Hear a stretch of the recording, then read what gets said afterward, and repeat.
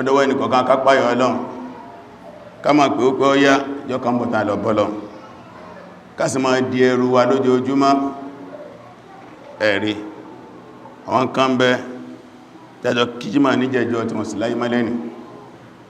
Ọlọ́run ti ní kí àsìkò tí wọ́n tónù àwa náà rí àmàgbàtà ń lọ kálùkọ́ wá gbìyànjú kó mójú tó ṣe olóore kí a lè bá bọ́lọ́run bá pàdé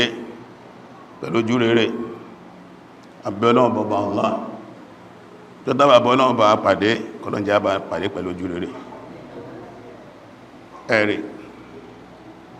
ọlọ́bá sọ fún nínú Al-Qur'ani Karim Suratu Ali Imran chapter 3 ní àyà 26 ọlọ́nikú Allahumma malikal mulk ọlọ́niwọ̀n ìrànàbí sọfáráyé òun lọ bá ọba Allah ọba tó ní kápá ipò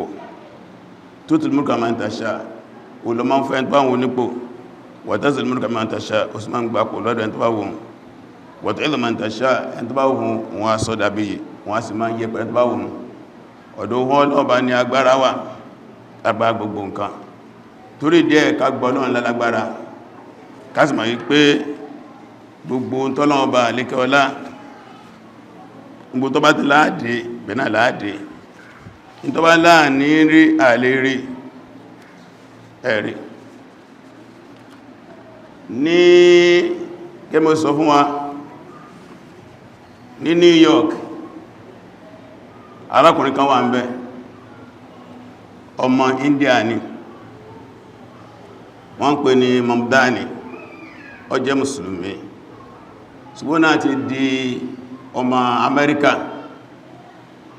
wọ́n náà wá gbégbá ìbò tí wọ́n dì lọ́wọ́ kàyéfì tọ́lọ́wọ́ sí rí wípé ní Amẹ́ríkà rẹ̀ tí a bá fẹ́ dépò wọ́n láti júbà Israel a júbà wọn a lọ bẹ̀ a máa yìn wọ́n arákùnrin wá nínú pẹ̀lú jáde fún Gaza wọn ni júbà wọn ló kúbò ní ó sì wọlé gbogbo ètè ni wọ́n dá alhamdulillah ó dìbò wọlé ó ti darí wọn ní ìsìn Israeli mítìtì ní anáti wá mọ̀ pé ẹ̀tẹ̀ dé báyìí ẹ̀rì Ọlọ́run ló nípo wọ́n ni máa dínà máa lágbájá bí apẹ́ ẹbá ká ní torí dé ilé náà ń kọ́ imi àti ẹlẹ́kọ̀ọ́ fọ́kàn sọ́dọ̀ Ọlọ́run bá rẹ̀ òun ló ní ẹ̀tọ́ wà ní fún iyì òun ló ní ẹ̀tẹ́ òun ló ní ipò òun ló ní ìtọ́lọ́run fẹ́ fi kọ́ wa nù àbí Ọlọ́run bá alìkọ́lá tí ó fi pò ìpín arákùnrin ilé Ọlọ́run jẹ́ orílù dáadáa àmì kan ní ẹ̀kọ́ kan ní sígínà kan ní tọ́lọ́run tó ṣe àmì kan lórí ilẹ̀ ayé àwọn àbí Ọlọ́run bá alìkọ́lá gbogbo tí ṣòro wà lórí ilẹ̀ ayé ọbẹ̀ lórí ilẹ̀ Sudan